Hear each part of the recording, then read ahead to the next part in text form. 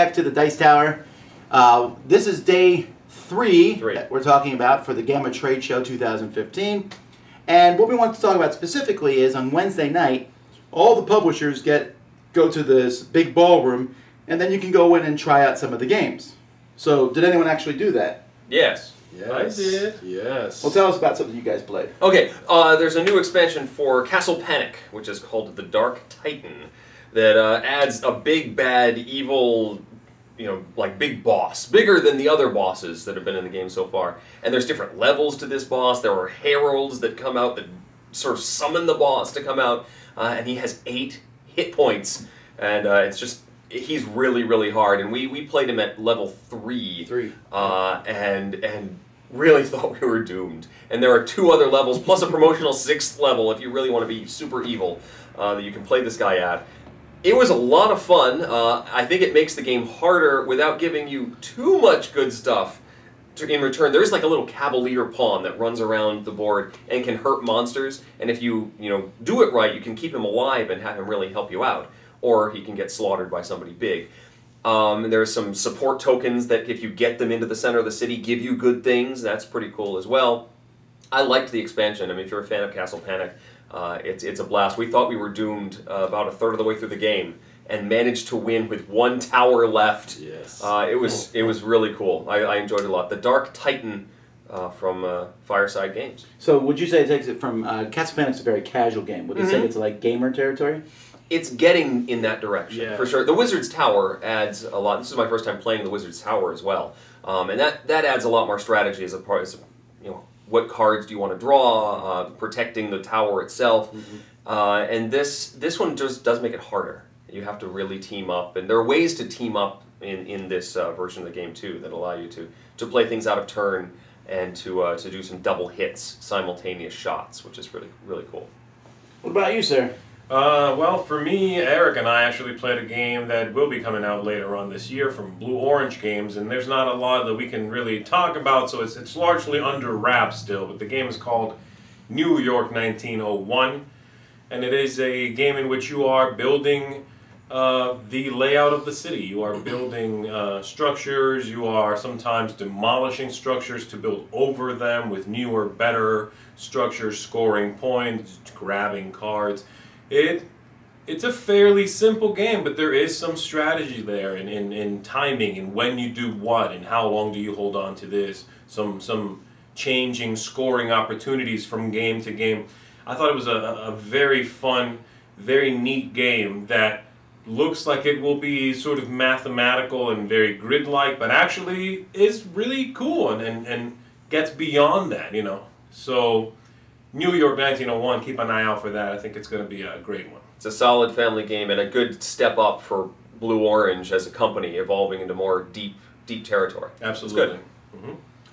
Mark and I had a chance to play Forbidden Stars, which is a giant game that's coming out from Fantasy Flight this summer, which is set in the Warhammer 40,000 universe, and essentially is a kind of a global conquest thing, in a sense where you are trying to either kill the other players or capture a certain number of other players' planets. Right. And the game is massive. The game board itself isn't so huge, but it comes with tons of miniatures. And they're all different between the factions. Right, there's Eldar, Chaos, Ultramarines, and Orcs. Yep. And not only are the miniatures different, but they are asymmetrical, and it may be one of the most asymmetrical games I've ever seen. Yeah. Because they all start with a deck of cards that's specific, and then a deck of upgrade cards, and then a deck of upgrade orders, and then a deck there's like 4 different decks for each player that are very different. Yeah.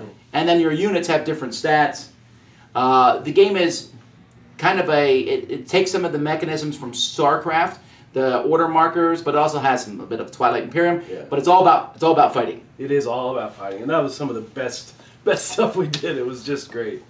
Yeah, I mean, there's no turtling or no build up a massive force. You just go in there and fight, and the combat uses dice, but the dice are kind of like just the beginning. Yeah. It's not about card play. Right, it's about card play and tokens to augment those dice. Right, and there's really, I felt like the battles were very strategic. Yeah, very much so. Yep. And as someone who's played 40K in the past, I thought the theme in this one was incredibly strong.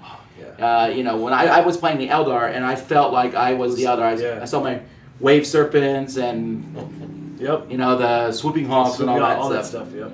And I played the Marines, and I really felt, you know, all their abilities and their different cards abilities was just really cool. Sucked you into the theme as well, which I really enjoyed.